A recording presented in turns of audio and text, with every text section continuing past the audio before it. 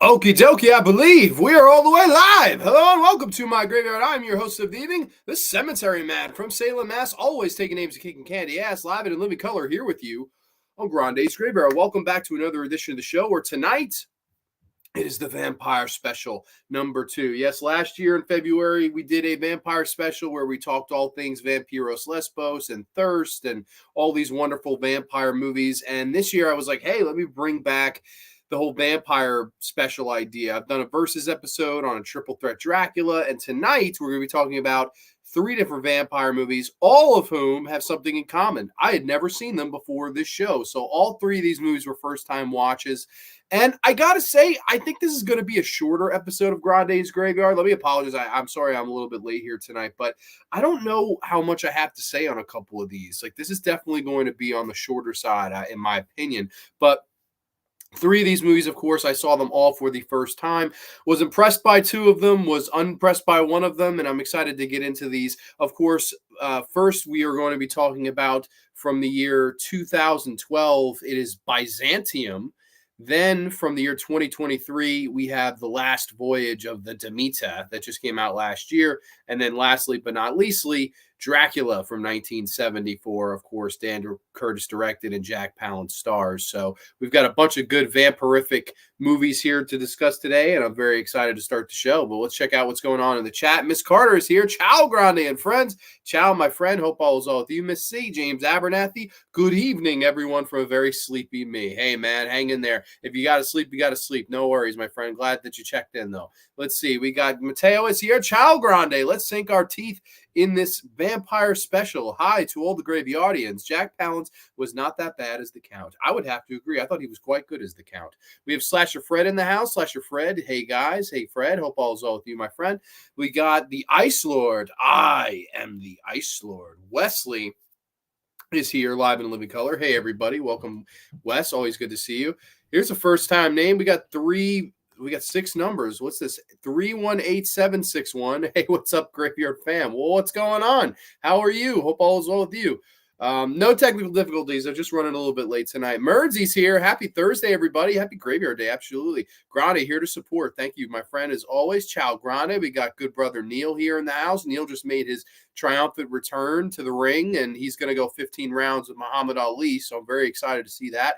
But, of course, we're going to get right into this son of a bitch. So, everybody, I actually drank my drink already, so cheers. Cheers to everybody here. I'm having a bad hair day, so that's why I threw the whole Dawn of the Dead outfit and beanie on and stuff like that. And I couldn't find my Soledad Miranda shirt for the life of me. So, I couldn't wear that shirt, unfortunately. But let's start this thing off hot with arguably the best movie I watched for the show this week, and a movie that I was just absolutely blown away. This is an Irish film from the year 2012, of course, from director Neil Jordan, who had briefly talked horror and touched horror in 1980s with a movie called Company of Wolves. He had also directed a very infamous vampire movie, An Interview with a Vampire, in 1994. This was his return to the genre, and unfortunately one of the last films he actually ever did. This is from 2012. This is Byzantium. And I know AJ Zetro made the big joke. He's like, that sounds like it would be blood plaque, like a heart plaque clearer medicine. Like, and he was joking with me about that the other night. He was like, oh, Byzantium, that sounds like a medication. I said, yeah, if you take Byzantium and have an erection for 4 hours, please call your local doctor. I thought that was so funny. But I mean, aside from that one joke that Mr. Zetro told me, so shout out to AJ, I don't know if he's here. Aside from that one joke, I thought this was a damn good movie, and we get into a brief plot synopsis, and we can dive right into this son of a gun. Residents of a coastal town learn with deathly consequences the secret shared by the 2 mysterious women who have sought shelter at a rundown hotel named Byzantium. Yes.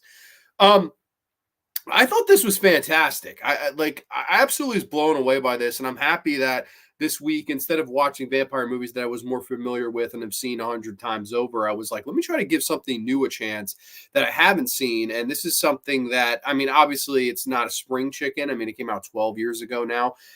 But I was kind of blown away by this movie. I thought this was damn good. Of course, it is directed by Neil Jordan, like I said, who I think does a good job with this movie. It's acted by 2 really, really good actresses. Of course, I'm not most sure how to pronounce his name. Saoirse Ronan, I think is how you pronounce it. Sorry if I'm mispronouncing that.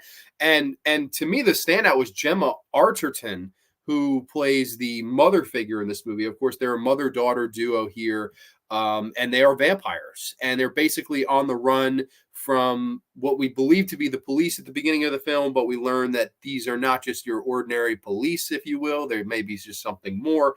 And of course, Gemma Amerton, whatever hell her name is, she is working as like a prostitute to try to provide for them. And then at the end, after she gets her pay and does whatever she has to do for the man, she's feeding off some of her clients to, make sure that she can get the blood to provide herself for her life. And then, of course, she meets one client that is sad because his mother's passed away. He's just inherited this hotel. And basically, he is like, hey, if you keep sleeping with me, you can come and move into the hotel with me. And basically they take shelter there. She kind of picks off her victims on the side while running this hotel Byzantium as an open whorehouse, as an open brothel. And then, of course, Saoirse Ronan, she kind of finds love from this guy in a restaurant that she meets. And the two of them slowly but surely start to fall in love and share stories. And she even goes to school with him. And he's like, hey, we got this cool assignment. We got to talk about our backstories. And they get into this whole backstory as to how they became vampires. And I thought this was just so creative. And man, to me, that's the beautiful thing about the vampire genre is sometimes there are so many different unique takes on such an old genre. I mean, how long it feels like it's over 100 years that vampire movies have been going around. And somehow, some way, this one felt fresh, very fresh. And I think in the best of ways. I mean, okay, here you have the whole family dynamic of what it is to be a vampire. Single mom, troubled kid, that are both kind of trying to look at to make their way in the world. And of course, we've seen dramas, family dramas and things like that, but to throw the vampire kind of twist on it and spin on things, I thought was such an interesting and unique way to kind of approach this and tackle this. And, I thought they did just enough of the gore and galore and action and stuff sprinkled in while this movie kind of spaces its way out and is a drama at its core. I definitely felt that this was an effective drama and it is a horror movie as well, but I think its dramatic elements really, really worked. I thought it was awesome. Really enjoyed the acting. And it's funny, Gemma, I remember seeing in a James Bond film, which was called Quantum of Solace. Quantum of Solace is one of the lesser James Bond movies. Of course, I think it's considered by most to be one of the worst because I know it was like the actor strike was going on at that time. But she played Strawberry Fields, which was one of like the Bond girls in the movie. And it was so cool to see her actually get more screen time because I felt she was so underutilized in that particular film. They do the homage to the Goldfinger with the fucking instead of being killed by the gold, she's killed by oil in the Quantum of Solace movie. And I was like, holy shit, this is so cool that she's here in this movie getting much more time to shine and much more screen presence. And I think they did the characters really well, and I thought they did the backstory really well, where we're in like the Irish countryside, and Gemma Arterton, she's kind of like this prostitute. She's molested and then kind of forced into a world of where she has to sell her body in order to live. And then, one day she's getting sick from what seems to be tuberculosis. And then basically this one of her clients comes in and says, hey, there's this place you can go where you can actually become a vampire. As long as you're not afraid to die, you'll die, but you'll come back as a vampire. And, I know I'm not supposed to tell you this because it's only supposed to be men and we're a brotherhood and we don't tell anybody these things, but he kind of sees pity in her and gives her this map. And then she basically goes, and if you're familiar, I don't know if any Star Wars fans are in the house. Granted, it's not a good Star Wars movie. The Last Jedi, when she finds Luke Skywalker and he's on the fucking cliff and he's drinking the titty milk of the alien, like that location is actually the same location as they use in this movie, which I thought was really cool. It's a beautiful location. So no knock on the location, just the Last Jedi is the knock. But she goes there, she goes into this kind of like little pit, and basically these bats come down and transform you from human, kill you, and turn you into a vampire, where you, of course, have to feed on the blood of the living in order to survive. And, of course, this happens, and then she ends up having to have her daughter do this because, some people take advantage of her daughter, and then she's going to die, and she takes her there, takes her into a vampire. And then they're just living their entire lives on the run. And I thought that the spectacle of this movie was really nice. I thought Neil Jordan did a really nice job of kind of taking the movie with a slower pace. It's almost a 2 hour movie, but he really interjects a lot of character moments. You really do care about these people. I thought the horror elements were good. There's a great scene where this guy is kind of captures Gemma's character, and she goes behind him and decapitates him. Great practical blood squibs that I thought were awesome. They have these unique things, these vampires, where they kill you with their thumbnail. Their thumbs kind of like grow extra long and they poke holes and then drink from that. I don't know, I just thought it was very unique and very innovative and very like something I was like, man, I've never seen a vampire movie quite like this. Like definitely a breath of fresh air in an otherwise genre that could be old and stale and what have you. I thought Byzantium kind of breathed, new life into an older genre. But let's see what you guys have to say in the comments. Byzantium was pretty strange and interesting. I would agree with that. One of the classic vampire soaps was Dark Shadows, of course, directed by Dan Curtis, created by Dan Curtis. And tonight we'll talk about Dan Curtis's Dracula, starring Jack Palance. So looking forward to that. Just say S. Ronan. Sure. I recently did a review on this film. The ending is amazing. I never saw it coming. Man, can she row? Dude, absolutely. Scream 7. Welcome, my friend. Hope all's well with you. I'll have to check out your review for this. That's awesome. If you want to link it below or comment it, feel free, man. We have good brother Tom here. Hi, John, in the graveyard. I've never seen Byzantium. You're making it sound good. Going to have to watch it. Her name is pronounced Saoirse. Okay, Saoirse Ronan. So sorry if I mispronounced that, everybody. But this is free to watch if you have Plex, I believe. This is free on Plex. I watched it there. It's also on AMC Plus. I don't know if people have that, but I watched it on Plex with advertisements, and I was just blown away. I thought this was a really beautiful movie. Let's see what Mateo says. Byzantium was the name of the Istanbul in the Middle Ages after known as Constantinople as well. Okay, yeah, absolutely. And they do in the backstory kind of mention Byzantium as well. If you have ever seen Queen of the Damned, that movie is sort of a sequel to Interview with the Vampire. And I feel like this movie is definitely, you could tell was directed by the same guy. Like you see Neil Jordan's stamp very much on this movie, just as same as Interview with the Vampire. It's a similar style, similar vein, similar feel. And I mean that all in a good way, because I really do like Interview with the Vampire as well. We got King Gore in the house. Hey-o, gonna watch Byzantium. Dude, I think you and anyone who hasn't seen this film are in for quite a treat. I sat down. I sat down when I was looking for movies to cover in the vampire special, and I was like, you know what? Let me do 3 I haven't seen. Like that would be such an interesting show. Like 3 that like I could hate all 3. I could love all 3. I could be in between on all 3. I didn't know, but ended up really liking 2 and kind of being on the fence, if not disliking 1. But this one I just thought was just brilliant. I thought this was absolutely great. Happy Thursday evening to all. Sounds like a good start. Hell yeah. Such a dark film. Grande feels like 4 hours and an amazing score. I agree. The Monkey. Welcome the Monkey. Hope all's well with you. Plex has some deep cuts. I have Byzantium on blue. Devious Diva says, hey, everyone. Hey, Devious Diva. Hope all's well with you. Vampire movies ain't exactly my thing. I have only seen one on your list, and I suspect it's the only one you don't like. Okay, well, that's fair enough. This is the one I definitely was kind of surprised by, blown away by. And I don't know. I thought this was really fun. Like, there's some really interesting tension-filled scenes where the guy that kind of takes a liking to her, which again, another horror kind of thing that I noticed here. One of the actor playing the love interest of Saoirse Ronan, Caleb Landry Jones, as Frank. I recognized him from Final Destination 2.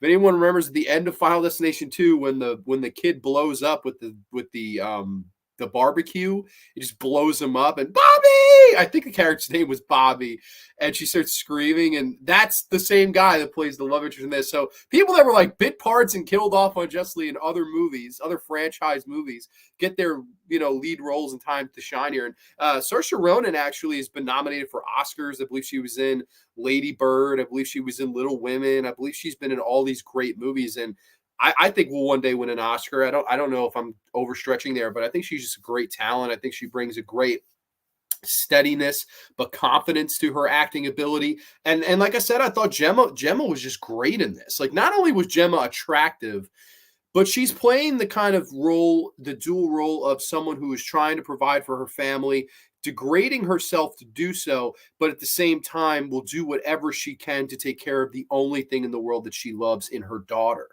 And I thought that was a really interesting thing. Like, it's not something you're going to see all the time in a vampire film. It's like a mother-daughter element, the single mother element, the horrors of being a single mom with all these problems and all of these people coming after you and having to degrade yourself in one way or another in order to provide. And I thought that that was just such an interesting, I was like, wow, this is such a fresh, like, what a cool kind of take on this, and all the bad people that come her way and things like that. And I will say this, even though this is considered by most to be a feminist film, and I do think in some ways that it is, because there are some bad male characters in this movie.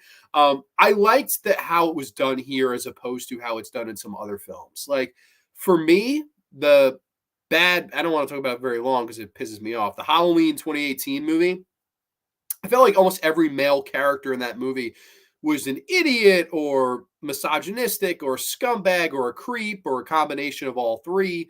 And, that really hurts that film. Whereas here, there are some nasty, mean male characters that commit, rape and commit, beating on women or assaulting women, some horrible shit. However, the one character that she meets, Noel, who has the Byzantium, inherited the hotel from his dead mom.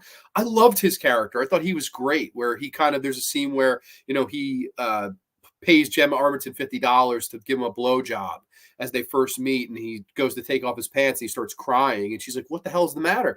He goes, "My mother just died, and I just inherited this hotel, and I'm very, very upset." And she just sits down with him, and he just kind of pours his heart out to her. And I was like, "Wow, I thought this guy was gonna get a blowjob from Gemma." Instead, he just burst out crying. He's like, "God damn it, my whole life is a mess." And I just loved him. I thought he was so awesome. And then basically, Saoirse Ronan, I have such a hard time with that name. Sorry. There's a scene where she's kind of looking out the window, and he approaches her and he says, "Hey, your mother, she told me you've been through some hard times and treated really badly by a lot of people." He's like, I just want you to know you're never going to have that problem here. And you can always come to me if you ever need anything. Like, he's a very good guy. Just a very, like, down to earth, real guy. And I was like, wow, I really like this character, and I don't want anything bad to happen to him. Unfortunately, spoiler alert, something does happen to him, and it isn't done in a way where it'll piss you off. It's done in a way that I actually thought was quite smart, but I won't ruin that.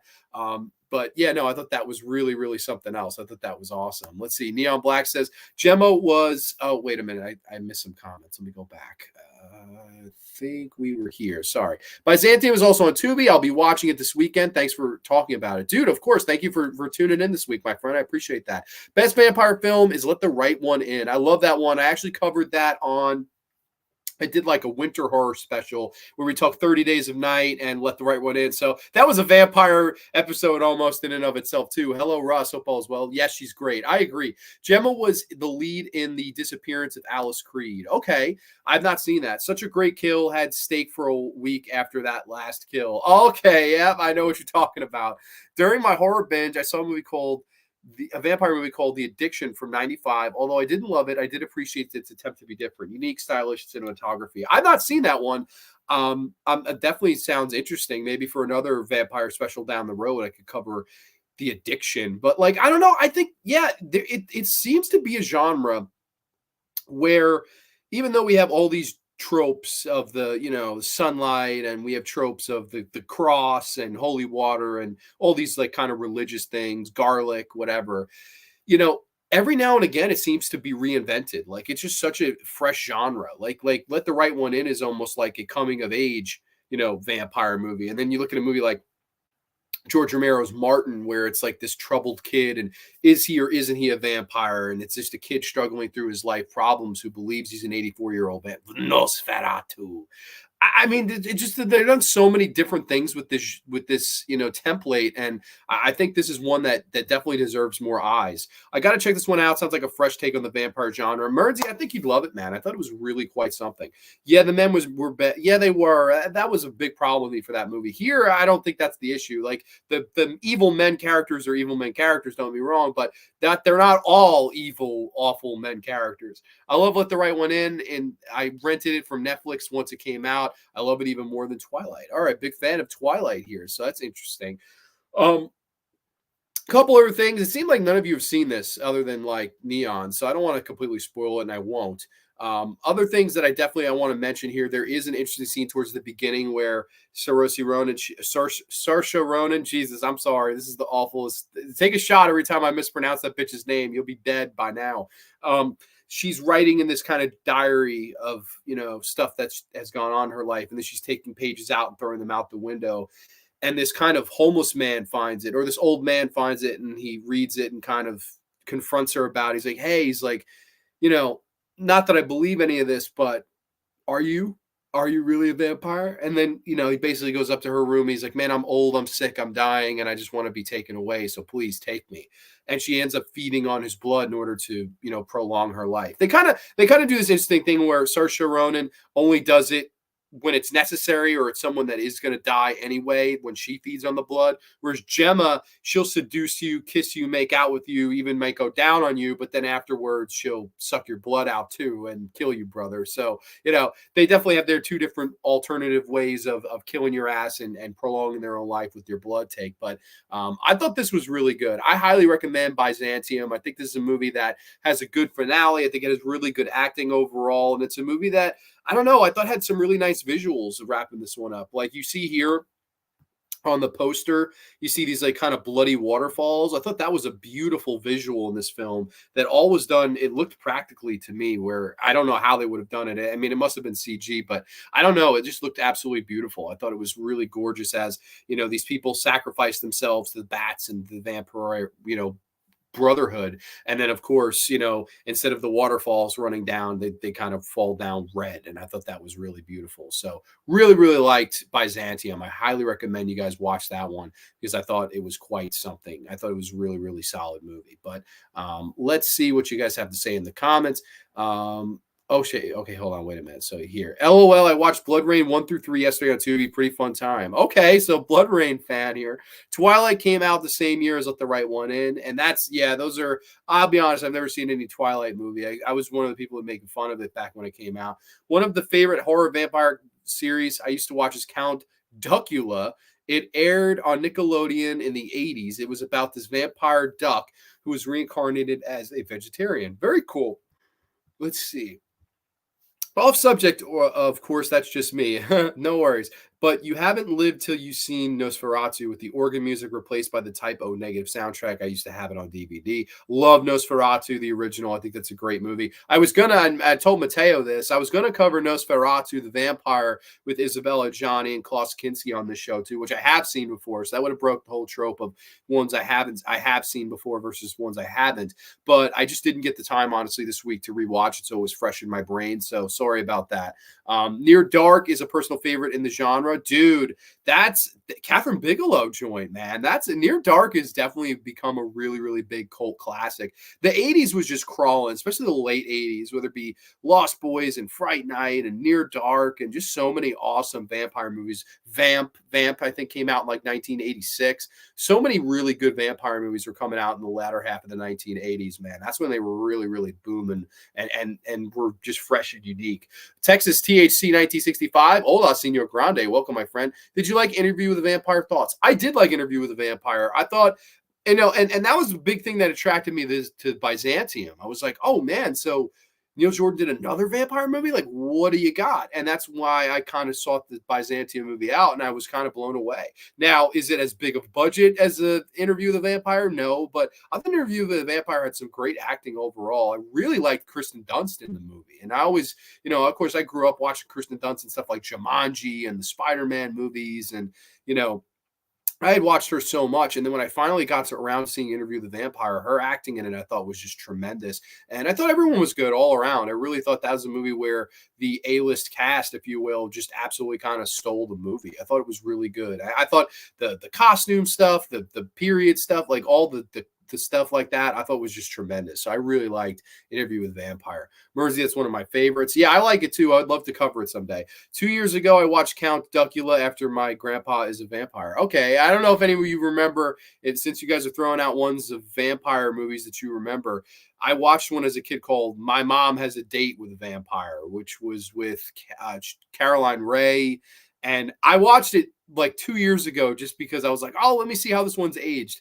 Didn't age the greatest. My Mom Has a Date with a Vampire. It's not aged as good as My Date with the President's Daughter, which were two fucking movies that I loved as a kid. But I digress. Let's move on, though, into a movie that came out just last year, of course, directed by Andre Overall, who had honestly directed some movies I really like, whether it be Troll Hunter, which I think is a great found footage, horror movie. I thought that was absolutely fantastic. He had directed the scary movies, the Scary Stories to Tell in the Dark movie, which I wish was an anthology, but his direction was solid in the film. And he also, probably his best movie was The Autopsy of Jane Doe, starring Brian Cox. And I thought he just was a great director. And then he makes this movie that comes out last year in 2023. This is The Last Voyage of the Demeter. Yes, The Last Voyage of the Demeter. Brief plot synopsis. A crew sailing from Varna, Bulgaria, by the Black Sea to England find that they are carrying a very dangerous cargo item. Yes, The Last Voyage of the Demeter. I had high hopes for this. I remember, actually, I believe it might have been Labyrinth UFC Breakdown had mentioned this movie like a year ago, right before it was about to come out in the chat. He was like, this is my most anticipated horror movie of the year. Last Voyage of the Demeter, Dracula picking off people one by one on a boat. Holy shit. And I remember him messaging me that. And then I looked for the trailer because I didn't think it was marketed that well. I don't remember seeing too many trailers when this movie was coming out.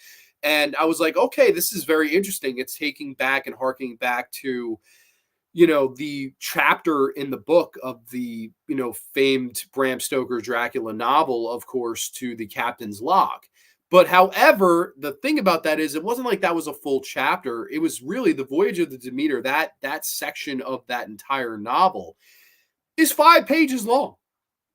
5 pages long if you're keeping score at home. And this, of course, becomes a 2-hour movie of Dracula picking up people on the boat. So 5 pages somehow turned into 2 hours, which is absolutely crazy.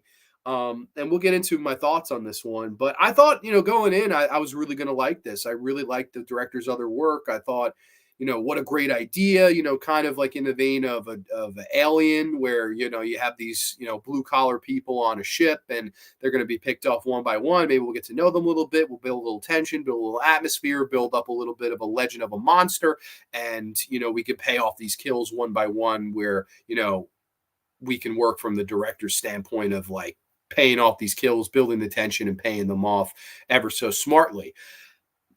I don't know, man. I just couldn't get into this movie at all. I thought that this was a big letdown, and in a surprising way, because again, like I said, I thought I was going to really like this, and it's like, I don't know exactly where it went wrong though. Like generally, if I don't like a movie, I'll have a bucket list of notes where I would have done this. I don't know necessarily what was off here. It was just missing something. Like, okay, the lead actor, I thought he did a good job. I don't think the acting was necessarily the problem. You have, I believe, Corey Hawkins as Clemens in the movie. He's a great protagonist. I thought he was a good actor. You have Aisling Franciosi in this movie, who was also in The Nightingale, the Jennifer Kent movie, which I really, really enjoyed that. You have Liam Cunningham, who, any Argento fans, he was in The Card Player, if people remember him.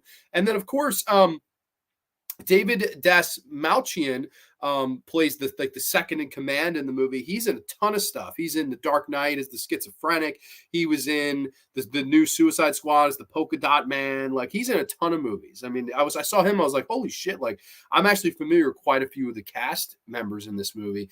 I don't think they were the problem. I don't even know if I could say, hey, they weren't fleshed out good enough. I think they tried, but I couldn't tell you anything about any of these people. Like, I just don't know. For some reason, I wasn't really invested in a lot of their characters, other than maybe the guy playing the lead, and then maybe Aisling. I tried, I wanted to, but I don't know. Just for some reason, I didn't click with these characters like I did with, harken back to Alien, where, Yaphet Kotto and, Veronica Cartwright and Tom Skerritt, and like, they were more likable, blue collar, everyday people that I just kind of grew to like. Whereas this, I don't know. Like, I guess it's hard to replace a cast like that. A great character actor like Harry Dean Stanton. And I know that, people probably like, why the hell you keep comparing it to Alien? That's basically what it is. I think even the director has said that in a statement where, the movie is basically Alien on a boat, with Dracula and Nosferatu instead of, the xenomorph killing people off one by one. But that's not to say that this is the worst movie in the world, or I thought this was the biggest piece of shit or anything like that. But I would say it was a disappointment, and it was underwhelming, and honestly, it was a little bit boring. And that's very rare that I'm going to call a movie boring, but I thought this one was quite dull in a lot of spaces. I didn't think it built tension that well. And I think maybe if I had the biggest issue I had with the movie was maybe overusage of CGI. And I think also quick edits. I think that they were trying to pay off a lot of these like tension kills where you would get a lot of blah, like a blah, and then just a quick kill, whether it be off screen or a blood squib where a guy goes down and is, please, no. And then, Nosferatu kills them. I just didn't think it worked. It really, I don't know what it was. It just seemed so all over the place where it was like, okay, we're trying to be slow burn, but then the kills are just so fast. If you blink, you almost miss them. And I thought, like, this could have been done so much better. Like, give me something better in the payoff of these kills, because I thought some of the direction building up to these kind of worked. There's a great scene, I thought probably one of the best scenes in the movie, where the little kid, the little boy, Toby, I think was his name, and he's running away from Nosferatu, and the vampire kind of grabs him and bites him on the neck and kills him. I was like, holy shit, like that was so scary. I didn't think they were going to kill the little kid off. I thought somehow, some way the little kid was going to make it out of there. But when I was like, oh shit, like this is very interesting that they went here. Like the gloves are off in this movie. And I thought that was interesting. But, aside from that, I thought a lot of it just was a little bit jumbled for me. But let's see what the chat has to say. Let's see what you guys think, because I'm not really sure what I think of this one. Like, it's so hard to really cover this one because I was speechless when it ended, and I've been speechless ever since it ended. Like, I really haven't had. John Steele is here throwing up a Dracula emoji. Hey, buddy. Hello. Only Steel City. Let's see. Yes, I loved Lizzie McGuire's father playing the trench coat wearing. Yeah, that's right. Yeah, he was the vampire hunter in that. That's totally right. Demeter was hurt by their choice to replace practical effects with CG. And man, I watched the making of featurette, and I was like, dude, a lot of these scenes with Nosferatu Dracula looked great. Like the design, I thought the practical design was amazing.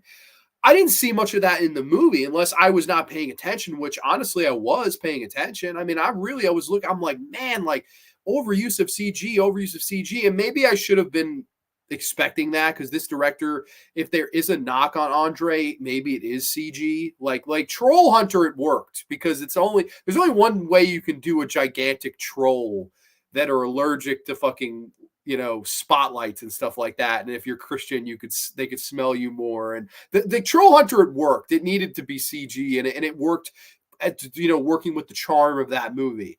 And then of course the Scary Stories to Tell in the Dark movie, some of the CG in there was a little bit overused. And here I thought it was like the biggest crippler of this movie. I didn't mind the design of Nosferatu Dracula, but I thought the practical look of it was just so much better. And I felt it was so sparingly used, where it was like, I mean, I was the whole way trying to look like, okay, let me see when it's practical. And man, maybe 3 or 4 shots that I noticed. I mean, and I'm telling you, I paid attention. I really was looking forward to try to praise it, but a lot of it just felt CG. And they also do this thing with Nosferatu Dracula that I didn't like, where the person would say something like, please God, help me. And you would hear like Nosferatu Dracula repeat it, where it'd be, please God, help me. Like it would like almost repeat it to sort of taunt the victim. I don't think it should have talked at all. I thought it was so like, it really, really hurt the credibility of the villain of this movie. I was like, I don't really enjoy that. And then I know I was reading in some reviews where people were like, oh, well, would you have rather cheesy one-liners? Like that wouldn't have worked either. I was like, no, honestly, I would not have rather cheesy one-liners. I don't think Dracula and Nosferatu needed to speak at all in this movie. Like I was actually shocked when it happened. I was like, it just spoke, really? And it was like trying to be creepy. And I just thought that just didn't work. I thought if anything, it hurt the credibility and the tension and the atmosphere quite a bit.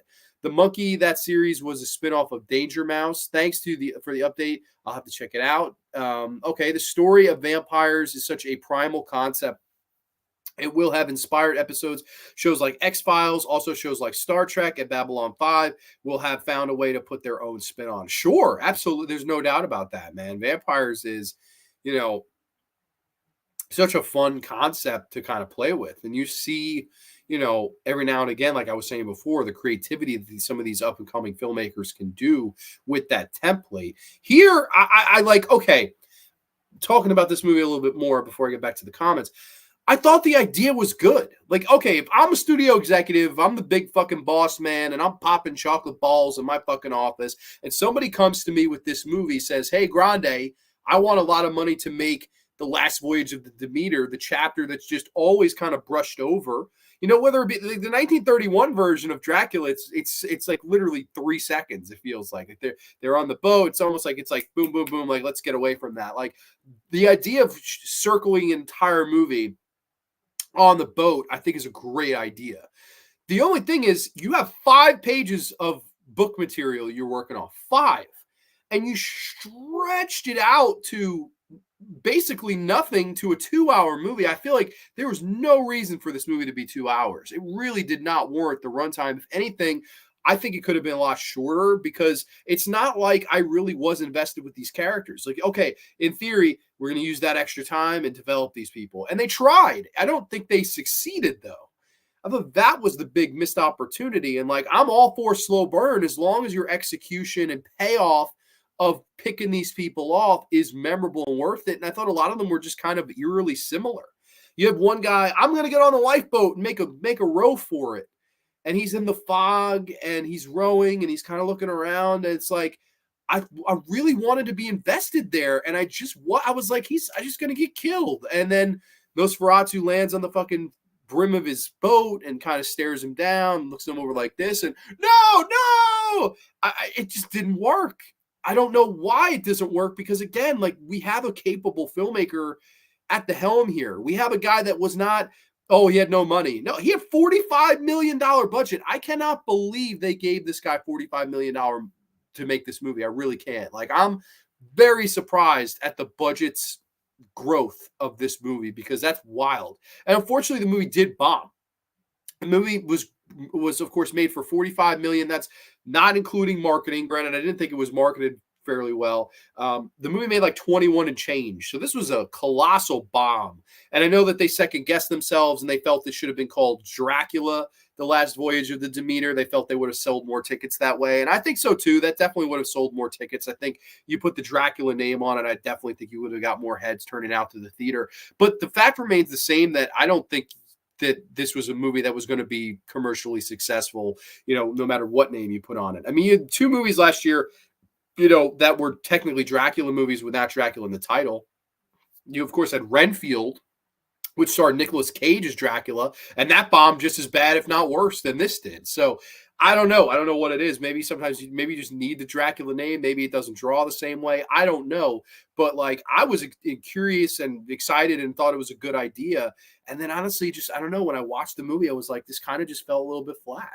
Yep, I was right. The one I seen you don't like figures. I'm not a big Vamp fan. I thought it was unique and different. My favorite movie of 2023. Okay, so you did like this one. Okay, cool. So very interesting. I'm definitely curious to hear if you guys did like it. Same buddy was super disappointed. Okay, Mernzy's on the same page with me. It was boring, bad pacing, not enough creature, not enough kills, not enough dread, not enough tension. Great idea, very poorly executed. I agree. And man, I know I'm pretty sure you're a fan of this director too.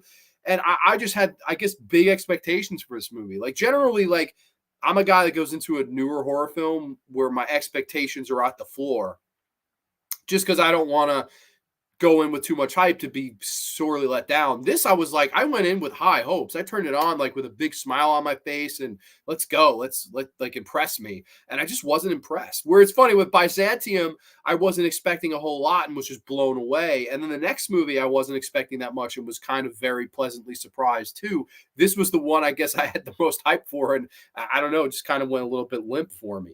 There was a vampire series in 1990s, I remember, called Forever Night. It was this former evil vampire who is now a police officer. That's awesome. That's very 90s. That's awesome, man. The second episode of the BBC Dracula series covered the Demeter. It was great. Really? So let me ask this question, because I'm actually not familiar. I'm not familiar with the BBC series. Now, I know that if memory serves, that was around the late 70s, I want to say. Like, because I think they did the BBC version of 1977. I think, if I'm correct here. And what they did was, that was like one of the most faithful to Bram Stoker's novel. Like that and the Coppola version, I know, are like the two, and the Franco version. Those 3 are like the most faithful to the novel in a lot of ways. And I don't know how long they covered the Demeter. Okay, if it was just an episode, was it a full episode? Was it 30 minutes? Was it an hour? I would think it would work better on a smaller scale like that with a smaller time allotted, because then you've got to really just pay it off, And like, I don't know, the tension just didn't work. I didn't find it scary. I don't know. It just felt a little bit artificial considering the budget that they had. It felt way too artificial to me. Almost artificial to the point where it was just like so sweet it, rotted the teeth out of my mouth. Good. Now I ain't got to watch it. Was wondering. Yeah, I don't know. I had high hopes, Steele, but I was let down. When I saw the trailer, it gave me Event Horizon vibes. Maybe I was wrong, but it is an isolated environment, so I passed. I don't know. I mean, some people liked it. I know Explorer of Horror liked it. Nate, like Horror Boy, liked it. I know some people really thought this was a great movie. I don't know. Maybe I'm wrong. I don't know. I really thought I was going to. If it's any consolation, maybe it just didn't work for me. Maybe it didn't work. I have to rewatch it. I don't know. I can't really put my finger exactly on why it didn't work. Alien on a ship is actually a pretty good comparison. Yeah, it's basically what it is. I mean, it's basically Dracula / Alien on a boat, and it I don't know. Sounds like it would work, but it just didn't. Yeah, I wasn't a fan. Had some moments. It did have some moments. Like I said, the acting I thought was. And almost all the acting in this deserved to be in a better movie. I love the actress Aisling Franciosi. I thought she's great. Like, such a fucking good actress, man. She deserved better than this. Like, I really liked The Nightingale with her. I thought she just gave such a great, intense performance and personal performance in that. And here, she's very intense as well as this woman who they kind of find in the cargo. And she's been kind of bit and infected and stuff like that. But they keep giving her blood transfusions so she doesn't turn into a vampire just yet. And she's trying to help them. They do this thing with her character that bothered me to no end, because I thought this would be interesting if you went this route. And they say it, but they don't do it. Where she says to the lead, Clemens, she says, he's going to come for me. We have this bond, he and I, and we're connected in a way, and he's going to come for me. And when he does, that's when you have to kill him. She gives this great monologue, and I was like on the edge of my seat. I'm like, yes, like, please give me a good third act. Give me a good finale, and it will somehow save this otherwise poor, executed film.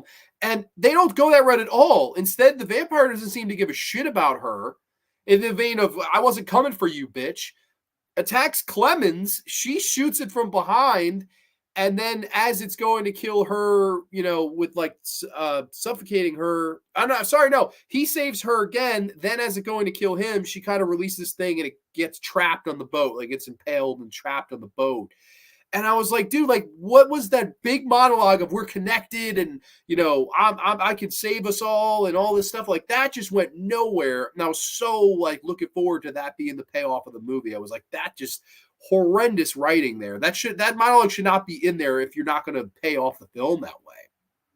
There's also a couple scenes where they die by sunlight, and it was just awful CGI explosion. Like, the child, they're going to throw his body off the boat, and the captain, no, I saw him breathe. Let that boy out. And they're like, sir, he's dead. He has no fucking heartbeat. And he rips the sheet open. The kid turns into a fucking vampire, reaches out. It's the middle of the day, so he bursts into flames. And the captain gets set on fire too. And they're like, you see what happened, you idiot? Like, that whole sequence didn't work, man. Like, I don't know. It's just the CG really, really hurt this movie. Sounds like Spawn / Fred. Okay. Yeah, from what I understand, it was originally all practical and they decided to go back, cover it up with CG. And I guess when you have money, that's what you do.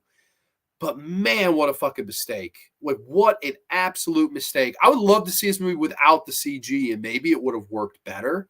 I almost think definitely it would have worked better, but it is what it is. I felt so sad for the dog, Grande, my favorite character in the film. Yeah, they too, and this reminded me of The Thing, where instead of having the kennel of all those dogs, here they have like a kennel of all these animals, like goats and livestock and all this stuff. And like at one point, they're just gone. Like they were all been eaten and taken advantage of by Nosferatu. And then they're like, what the fuck? What's going on? What's on this boat? You know? And I was like, okay, very reminiscent of like The Thing and like all the dogs in that movie. But like, again, I thought at that point I was with the movie, but it just, I don't know, it just lost its way. It got lost in the fog somehow. If you follow Catholicism, you symbolically drink blood on the reg. So there's that. Well, there you go. Okay. Do you remember those serials inspired by those Universal monsters? Man, unfortunately, they're before my time. I never saw Frankenberry or Chocula or any of that. That was never in stores when I was a kid. Because if it was, you know, my ass would have been bought it. Yes, Bloodberry, Fruit Bite, Fruity Yummy Mummy. Yeah, I'm jealous, you guys, man. You guys had awesome childhoods, man. They still make those cereals. Do they really? I've never seen them by me. New one coming out. It's Zombie DJ Girl. John motherfucking Steele. Salute Texas, hold the line. 45 million could have funded 10 independent horror films that could have been better. I agree. Skilled, good evening. Welcome, Skilled. Hope all is well with you, as your avatar is a ham, I believe. That's pretty cool. One of the vampire movies I remember is The Little Vampire, which that was with Jonathan Lipnicki. That is a real throwback right there. Never a good thing when the stuff goes limp, unless it's spaghetti. Absolutely. Neon, fair enough. The reflecting skin is vampire-like. Trench introduced me to that one. Okay.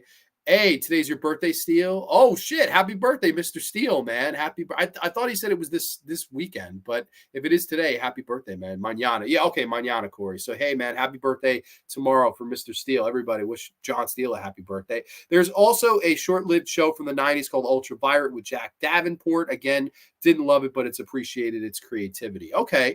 Demeter is also one of those films where you know going in that they ain't going to kill the vampire. Yeah, that's the thing. It's a prequel film. Like, you know, it has to end with Dracula getting to, I believe it was London, where Dracula goes to London. And the ending of this movie was the worst part of it.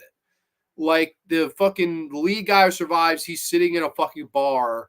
I'm going to kill Nosferatu. I know how to kill Nosferatu, all this stuff. And then Nosferatu's in the bar.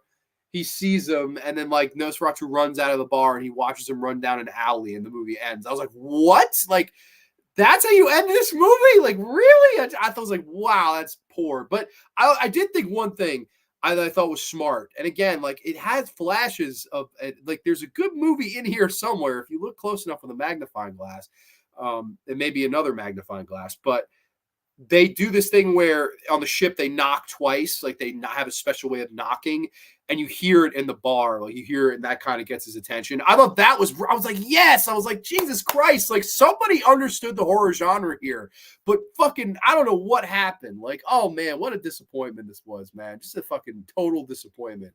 3 hours, Vamp with Grace Jones is dope. Yes, it is. That movie started Michelle Pfeiffer's sister Dee Dee. I got Vamp on in the background right now. Yeah, Vamp is a lot better movie than this. Like, there's no doubt about that.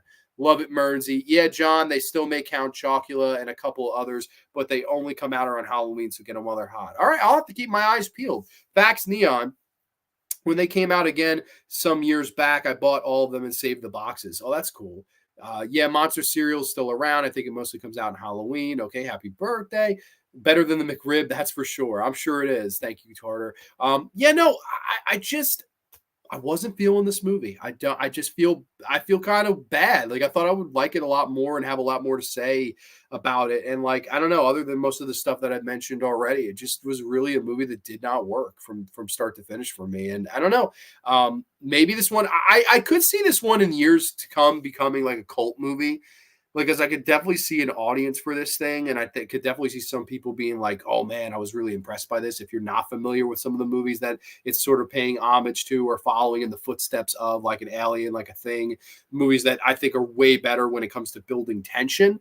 But I don't know. I just felt it was a little bit weak. I don't know. Yeah, I would fully agree with that. I totally thought I was going to really enjoy it. I wanted to like it, and I just ended up being a little bit let down.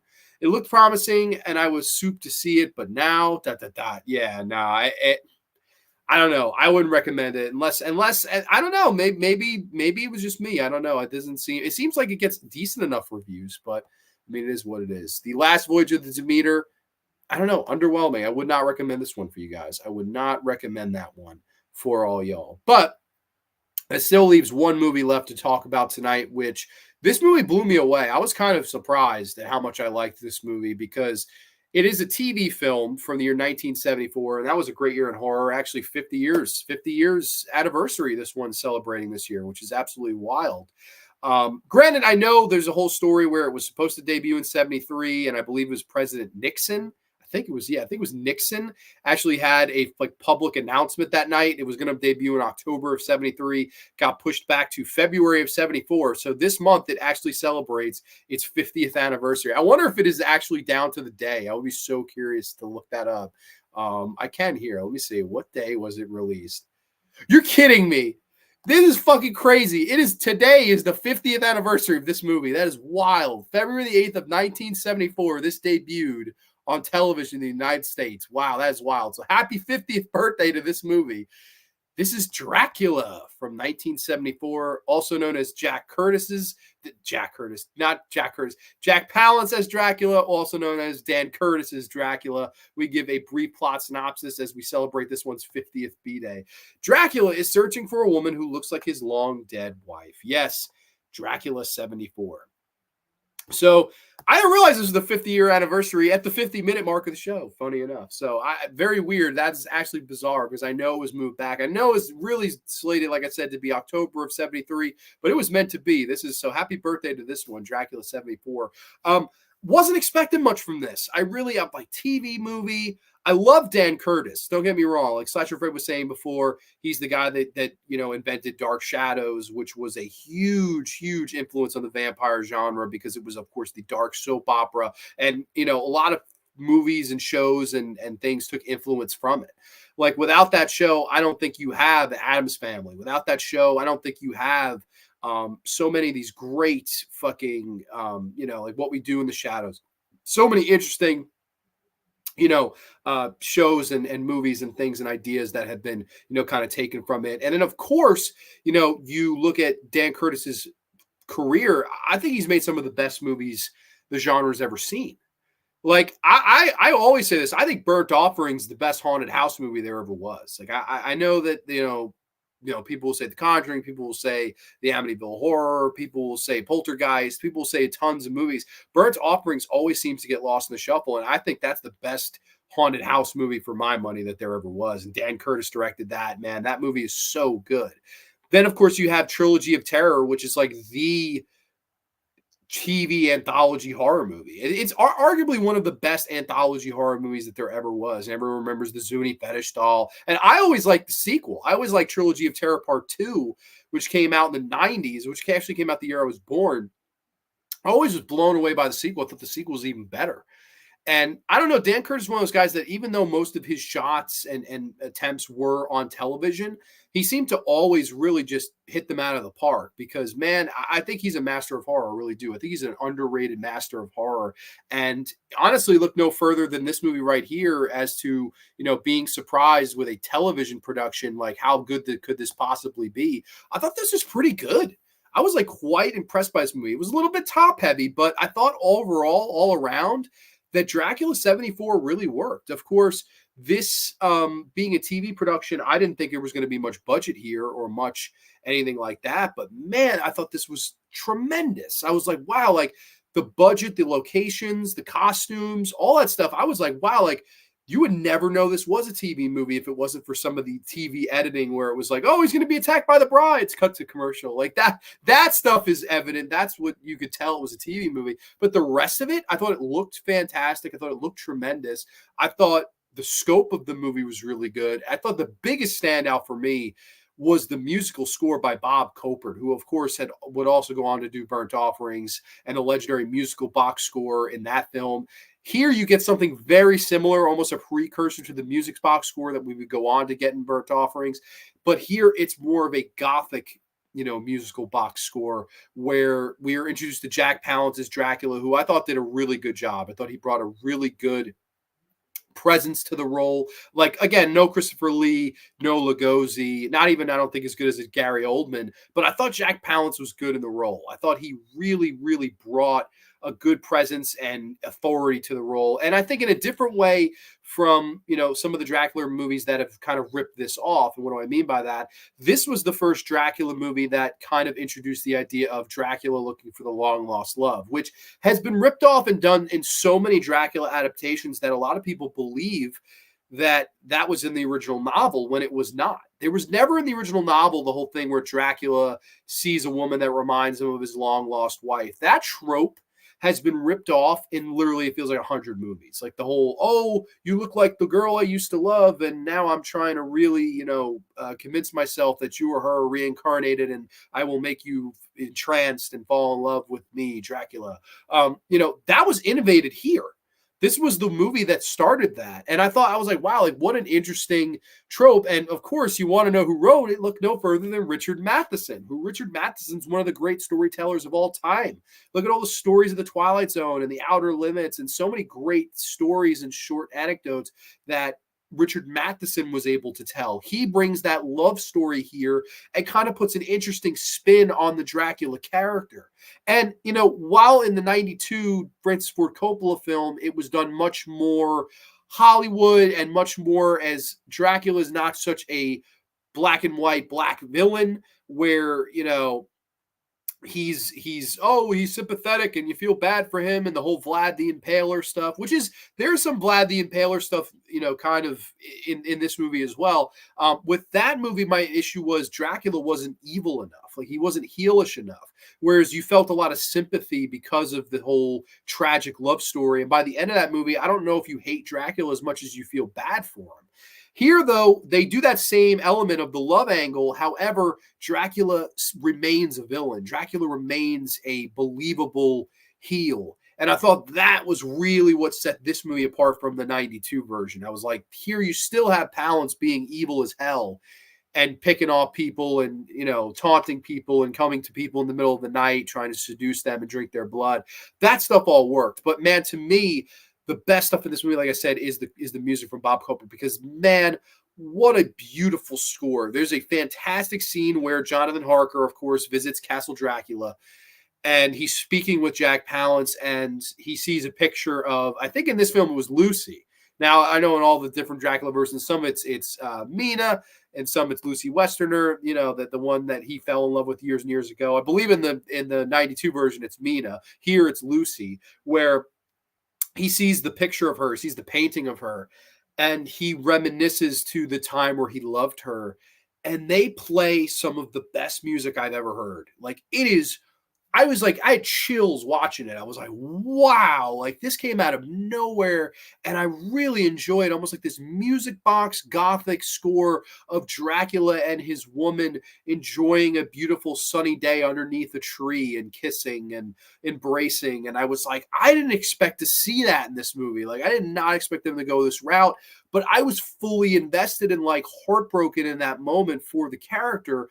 But then again, you still, I think, this was a smart move on Matheson's part, and is a smart move on Curtis's part, that when we flash back to modern day, this is still an evil cat. This is not somebody that I want to sit and cry for. This is still an evil son of a bitch that's trying to pick off innocent people, even though he is heartbroken, and you do feel a little bit of sympathy there. But that score, I was like absolutely blew me away. I would love to know if that score is on vinyl or anything like that, or I even need to search YouTube for it, because that score should be listened to by everyone. I was like, that is one of the best scores I've ever heard in a Dracula film. Just thought it was beautifully done, and it worked so well with the story. And then of course you have Dracula's bride show up. They try to kill Jonathan Harker, and Jack Palance emphatically, no, you will not kill him. And he asks, of course, Harker to write the letter to get Lucy and Mina and everyone to come. This way he can come and seduce them. And I don't know. I thought this really worked. There were some scenes where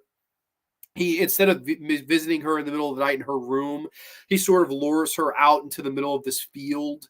And they have this, kind of romantic moment where he kisses her and then bites her on the neck and, gets her to turn, stuff like that. This movie did the little things right. Is this a big theatrical movie? Of course not. No, it was a TV movie.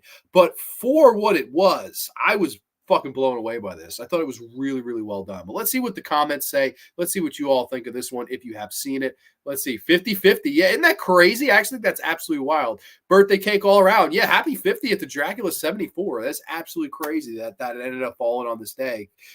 Jack Davenport, who I mentioned, is the son of Nigel Davenport. Wow, there you go. There you go. Small world of Davenports. Amityville Dollhouse for sure. Popcorn, yellow striped smile. Dude, Amityville Dollhouse is such a fun movie. Like, absolutely insane, but very fun. I regret, I really should have got that Amityville, like when Vinegar Syndrome did the box set of them, like in the actual Amityville box. That I should have got. I know now if you get them separately, it's like probably close to $200, which is just too much money for movies that aren't very good. Like, I love It's About Time, and I had fun with Dollhouse.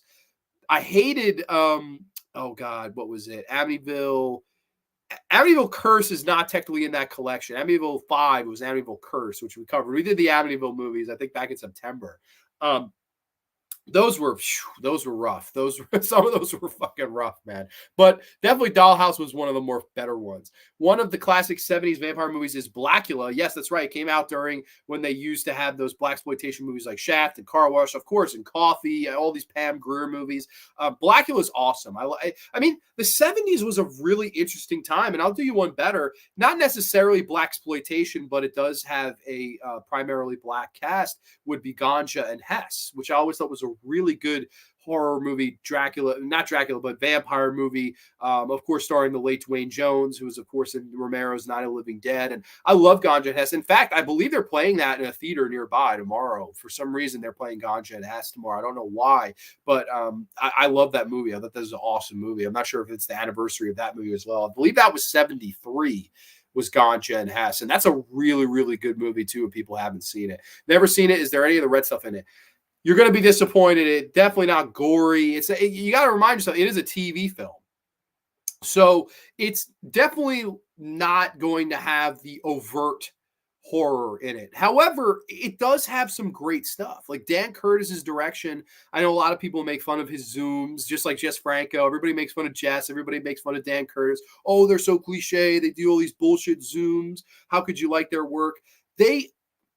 I think both those guys, Jess and Dan Curtis especially, really looked at the genre and loved it and really embraced the cliches that some people sort of roll their eyes at or pass off or dismiss or whatever.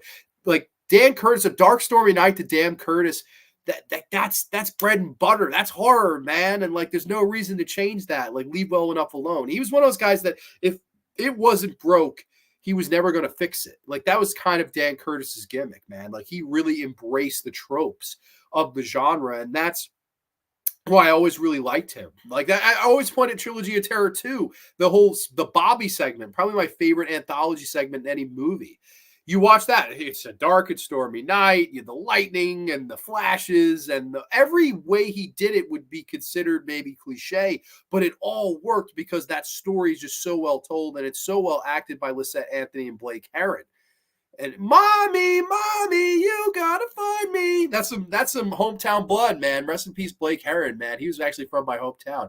1979's Dracula, Frank Langella is another one. Yeah, absolutely. And that's, again, I like the Langella movie. I would say I probably like Palance slightly better as the character, but that movie's damn good too. I like 79's Langella. And of course, like I said, Klaus Kinski's Nosferatu, the vampire, that I was going to cover on the show, just didn't have time. I've seen the sequel, wasted on a lot of movies. Jack could have been Dracula for a second or third. And you know, Jack Palance has said one of the biggest questions he was asked over the years was by, producers and studios and stuff to, dude, we want you to come back and play Dracula again. And he declined every time. He didn't want to do it again. I don't know what the reason was. I don't know if he just felt he should play it once, almost like Lugosi only played it once in a horror film. I know he did play it in, of course, Abbott and Costello, Meet Frankenstein. But again, he only played it once in a serious movie, horror film. I don't know. Maybe that was his case. Maybe he just didn't want to. I know that Jack Palance was a huge method actor. And he said that this was a long shoot, and basically by the end of it, he literally felt like he was becoming a vampire. He was like, I can't do this anymore. So maybe that was part of it. Maybe he just, when you're a method actor and you really have to pretend you're a fucking count, like a fucking vampire, maybe it just wear it on him mentally, and like I could totally understand. Black Cobra Woman with Palance is another great one. Palance is awesome, man. I love Jack Palance. One of the classic vampire novels is Carmela, which is a sort of lesbian version of Dracula. And of course, Vampiros Lesbos, which we covered on the first vampire special. That was exactly a lesbian version of Dracula. I mean, verbatim. Sorry, the late great Soledad Miranda and Ewa Strom, I think was her name. Really, really good movie there. Really avant-garde. I got to check this one out. Blackula did it in 72, the whole long lost love angle. Not a Dracula film, though, technically. Yeah, I mean, yeah. This is really the one that, that is technically a canon Dracula film. This was the first one that did that. But yeah, no, you're right. The Blackula 72 did do that as well. So, I mean, you can give credit there too, for sure. Hello, Hart. Hell yeah. Jamie Hart's in the house. Welcome, my friend. Ganja and Hess. Hell yeah. Absolutely. I love Ganja and Hess. It is Black History Month. Yeah, maybe that's why they're showing it. I don't know. I was just surprised. I was like, Ganja and Hess, that's an awesome one to show in a theater. Like, that's not one I would think they'd show. But that's really cool. If I have time tomorrow, maybe I'll go and check it out, after work. Romero's here. I actually have never seen Ganja and Hess. I need to. Well, hey, man, I know you're a big Romero guy, and Dwayne Jones being the lead in Night of the Living Dead. I would, it's funny, like, when we went to that convention, I watched the panel. It was like Ken Forey and Scott and Galen. They were all on stage, and somebody asked Ken about Dwayne Jones, and the auditorium, like, it was so hard to hear him. But what I heard of the story, I was like, oh man, Dwayne Jones sounded like such a cool guy. Like, I wish I could have heard them better. Like, it was just so open and loud that I needed like a front row seat to hear what the fuck they were saying. But from what I heard of the story, Dwayne Jones seemed like a really cool guy. And he does a great job in Ganja and Hess. That's a really good one, man. I think people should absolutely check it out. Personally, I like Scream Blackula Scream a little more, but both are quite enjoyable. Sure, absolutely. Scream Blackula is better one for me as well. Missy, okay. People saying hi to one another. I got to see Palance as Dracula. He did a really good job. He really, I thought he was good. I thought he was like powerful in the role. I thought he looked the part enough. I thought, he was a good choice for Dracula. I don't know where I'd rank him amongst. That would be a fun episode to rank the actors that play Dracula. That would be a fun one down the road, maybe. But I'm like Lugosi is number one, then Lee, and then pretty much everybody else from there. I mean, there's some other really good performances, but I think those two are the creme de la creme, man. That's just my opinion. Ganja and Hess had beautiful cinematography. Yes, it did. And beautiful colors. Like, that movie is distinctly 1970s. Like, the greens and the reds and the way it's not necessarily the most gory movie in the world, but the blood really pops in that movie. That movie is very 70s in a good way. He was afraid of being typecast. I think he was afraid of the method acting. I think, man, when you're a method actor and you have to be that particular role, and I don't personally don't understand method acting, but apparently actors take it very seriously and really do become the person. And I'm like, man, fuck, I don't know. I don't know if I could be Dracula for months on end like that, I could understand why he maybe didn't want to play the role again. We should have had 4 Palance / Dracula movies.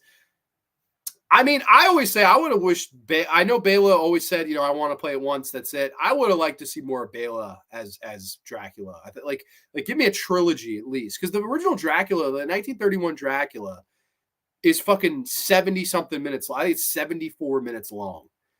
That's his legacy, is that 74-minute movie where he is fantastic. I mean, I wish we could have just had more, just to even if the movies weren't as good, just give me a Lugosi highlight reel of all these great scenes of him playing that role, because man, that would have been something else. I know he played it on Broadway. I mean, I would have liked to see, if there's any Dracula actor I would have liked to see more from as the character, it would definitely be Lugosi. I mean, there's no question there. I'll have to check this Dracula movie out. Looking forward to Robert Eggers' Nosferatu. I am too. I'm so excited for that because I really like Eggers, man. I think he's a great filmmaker. I love The Witch. I loved The Lighthouse even more. And this is something that's so... I didn't think he would ever touch a movie like this. He usually doing original movies like The Northman. And this is such an interesting idea. And I think You have Lily Depp, I think Johnny Depp's daughter is going to be in the movie, I believe, or it's her or Anya Taylor-Joy. I forget who the hell is in the movie. And then, of course, my good friend who's from Stephen King's shit is going to be in it. What the fuck? What is that guy's name? Bill Skarsgård. Oh God, see him as Nosferatu worries me. That I'm like, ugh, like I'm gonna have to like close my eyes during that scene. If you have ever seen a movie called Shadow of the Vampire, that is the movie that's sort of a biopic about the making of Nosferatu. I have not seen that, but I've heard great things. I agree the panel Living Dead Weekend isn't the best. No, it's not. They need like a, I don't know, soundproof room. Gary Oldman maybe the third best after those two Titans. I would agree with that. I think Gary was really good. And again, Gary only played it once.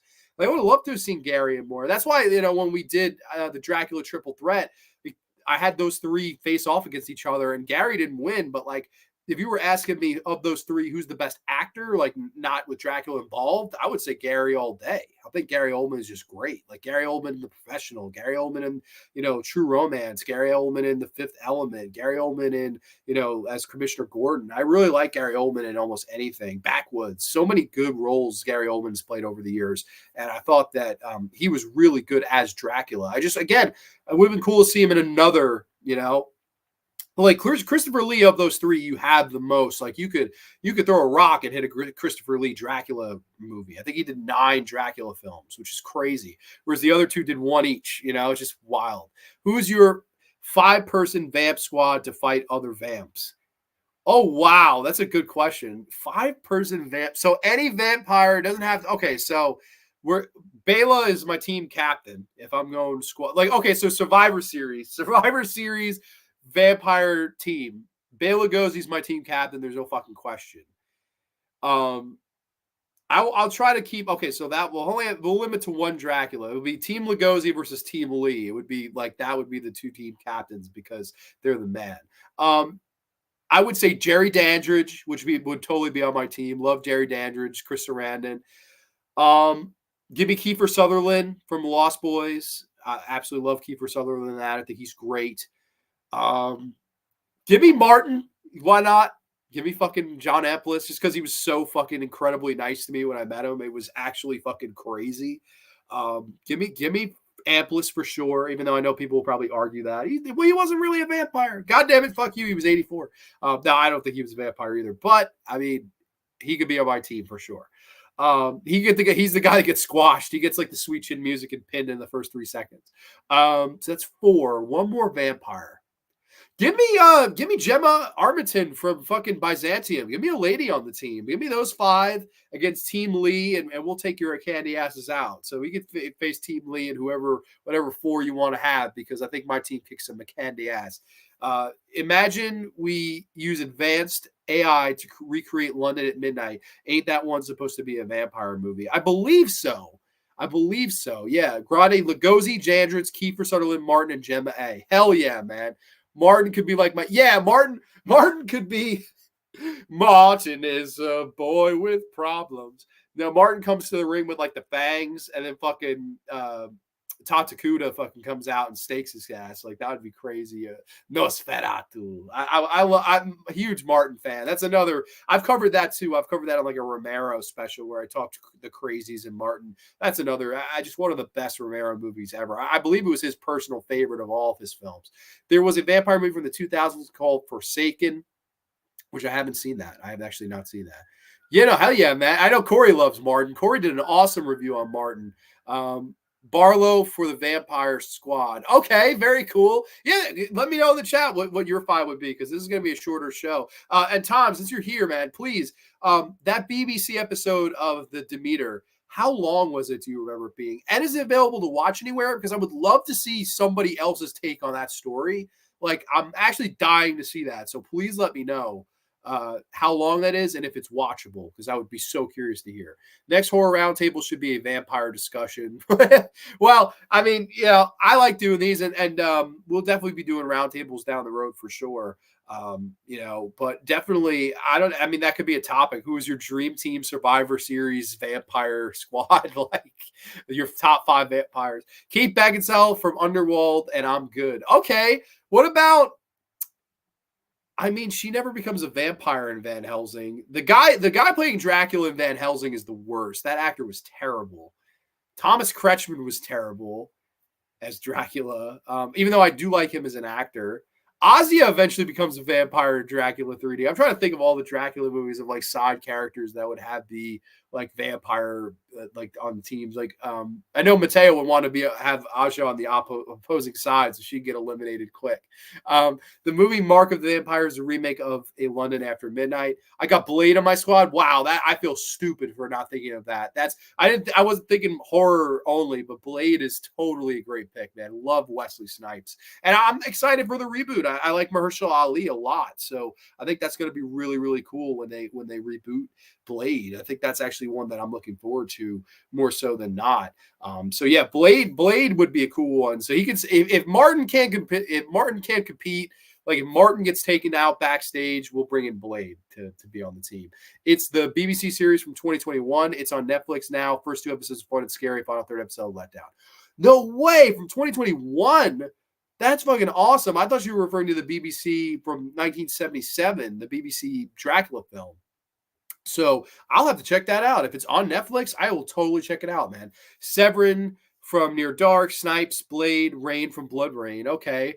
We got Blade, Lestat, Lee, Count Orloff, and Bill Knightley in Underworld. But Mernsey, I agree on Kate. Her alone is good. Okay. You guys, everyone's cool with Kate Beckinsale. Hell yeah, man. There was an underrated 1990s vampire movie called Innocent Blood. It was directed by John Landis. Yes, that's right. That I have seen. That's not a bad movie at all. I also have Dracula Dead and Loving It from the 90s, which has sort of become a movie people liked over the years. I know upon its release, it was fucking hated. We got off into a little bit of a sidetrack here from Dracula 74. But long story short on this movie, I quite like it. I think it's worth a watch. It is free to watch, I believe, on Freevee with ads and stuff like that. I thought it was good. It was only like an hour and a half, maybe a little over an hour and a half. It's a little bit top heavy. Like the first hour I thought was very strong. If there's weak points in it, maybe the actor playing Van Helsing, I didn't really care for him that much, but I don't know. The atmosphere worked. The cinematography worked. The music is the best thing in it. Jack Palance brought a good enough presence to it. I think some of the supporting cast do a good job. I thought the outfits, I thought the locations were eye-opening and jaw-dropping considering this was a TV production. And man, I think this is one of the more underrated Dracula films. I think people should fucking see this. And I think this deserves a better edition. I was going to buy it on Blu-ray. And the cover was just so generic. Like, I don't know if I could share the cover with you guys. But this was the cover. Now it says DVD. But that is a horrible fucking cover. Like, what the fuck? Like, that cover's so bad, I refuse to fucking get the movie. Like, that is just terrible cover, man. Like, that is, you could do better than that. I could fucking do better than that, goddammit. Like the poster I showed, I think that's actually good artwork. But I don't know. Even this is slightly better. The like VHS, I guess, from overseas. You have here's some stills of Dracula's Brides, which I thought worked. And I don't know. I thought this movie was effective. I don't know. I liked it. I definitely liked Dan Curtis's Dracula. And I wasn't surprised, Dan Curtis being, in my opinion, in my eyes, a master of horror, doing a Dracula movie that was as good as it was, even if it was made for TV. So I was definitely pleasantly surprised with that one. I thought it was damn good. The Mafia one, Fred. Ooh, I'm getting Diafula from the sign language Dracula movie. I've not seen that. Is that real, Corey? Okay. They could have chose better art. Yes, they could have. Hit up Sexy Monkey for better cover art. Yeah, I know. I believe that's his gimmick. Nate did a video where he was like, oh, he did this special artwork for me. I was like, that is fucking cool. You do custom artwork. But yeah, no, maybe one day. It's the 50th anniversary today, so maybe one day they'll do a 4K of it or something like that and release it with a better, cover. Oh my God, random thought, but wonderful take on the vampire genre. Life Force, vampires in space, blood-sucking vampires. Yes, I think the initial title was Space Vampires. And man, Matilda May in that movie. If you consider her a vampire, we're subbing out Gemma, because Matilda May could be Team Grande's valet or Team Lugosi's valet, and you just come out there naked, fucking Life Force, Space Vampire, dude. That movie I love. That's like one of my favorite Tobe Hooper movies. I have the 4K over there. Absolutely great. I mean, I love Life Force. What a fun time, man. deafula like Dracula, but deaf can't hear. Really, I've never heard of that. That's crazy, but apparently it exists. So if people want to check that out, they can. But yeah, no, this is a shorter episode. Sorry for the late start here tonight, guys. This was just something I wanted to do different ones, one that I hadn't seen before. And honestly, I didn't have too much to say. Like usually I have like paragraphs and paragraphs to say. This was more of a kind of a low key show. But if you have seen these ones, let me know what you think. I'll definitely be curious to hear what you guys think of these. If you are catching the replay of these, let me know. Comment down below. If you disagree with me on Demeter, I would love to hear what you guys think about that. If you've seen the Palance Dracula and think it's underrated, please let me know. I'd love to hear more thoughts on that. And of course, if you have not seen Byzantium and you were in the chat earlier and you check it out, message me. Let me know what you think. I would love to hear, everyone's thoughts on Byzantium. I thought that was like a really big surprise and something that I just was very impressed with. So yeah, no, two impressive ones, solid, and one real stinker / letdown, man. So I don't know. So it is what it is. These were fun to do, and I would love to do more vampire specials down the road because there's just so many of these that we could dive into. James Abernathy sending our love to you, Grande. Take care, man. Sending my love right back to you, my friend. Thank you for being my friend and for supporting my show as always. I appreciate that. Great show again, bro. Only John Steele. Thank you so much for checking in, man. And happy birthday tomorrow. I hope you have a nice, safe, happy birthday, my friend. Thanks for the recommendations. Enjoy the night. Hell yeah, absolutely. Man. So everybody, I believe next week we will be diving into the actor spotlight. It's the first actor spotlight in quite some time as we dive into the career of the legendary Michael Keaton as we count down his top 10 performances / films. I'm very excited to dive into Michael Keaton. I have, of course, actually started the show prep already for this, and I have a few movies that I'm still trying to weave out for the list. I mean, it's been quite competitive because he's done quite a few good movies and has had quite a few great performances. So, if you guys want to let me know some of your favorite Michael Keaton performances, you guys can let me know, message me, whatever, and we could be in discussion on that. Panico time, Mateo will be in discussion and chat about that. I'm very excited to hear your thoughts, my friend. Some good movie recommendations. Cheers, buddy. Cheers, everyone. Merdsy, thank you so much. Oh, wow. Yeah, Keaton time next week.